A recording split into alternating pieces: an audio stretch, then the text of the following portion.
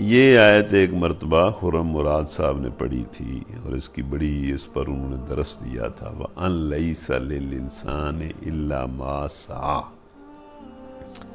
انہوں نے اس پر بڑا درس دیا تھا. انہوں نے کہا تھا کہ آخرت انسان کی کوشش پر موقوف ہے اور دنیا کے فیصلے اللہ کی حکمت پر موقوف ہے، کہ دنیا کا رزق اللہ دے گا ہر کسی کو اور آخر اس کو دے گا جس کی وہ کوشش کرے، جس کے لیے جو بندہ اس کی کوشش کرے گا آخرت اسے ملے گی.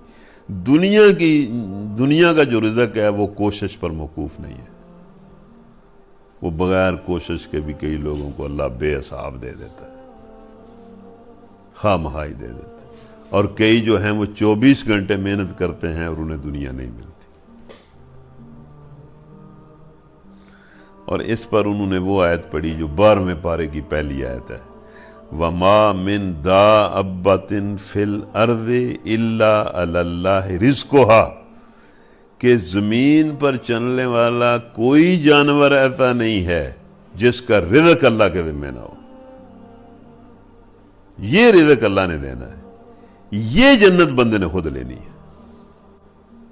لیکن بندہ الٹا کام کرتا ہے، رزق اپنے ذمہ لے لیتا ہے، جنت اللہ کے ذمہ کر دیتا ہے کہ فضل کرے دا دے چھڑے دا، تے رزق دے پیچھے 24 گھنٹے بھاج کے انا مورا ہو جاندہ ہے، تے لبدا پھر بھی ہوئے جڑا اللہ نے دینا ہے. اچھا، یہ جو بات ہے نا کہ دنیا کا رزق جو ہے اس کی تقسیم اللہ کرتا ہے، اس نے صحابہ کے کریکٹر کو بڑا بنایا تھا.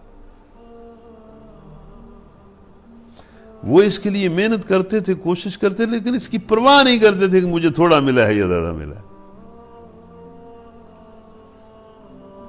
اور یہ اللہ تعالیٰ رنگ بھی بڑے عجیب دکھاتا ہے. اب صحابہ مدینے آئے اور ان کے پاس کچھ نہیں تھا، بالکل سب کچھ لٹ لٹ کے وہاں مکہ میں ہر چیز رہ گئی، کاروبار بھی، خاندان بھی، ہر چیز، حتیٰ کہ بالکل ان کے پاس کچھ نہیں تھا.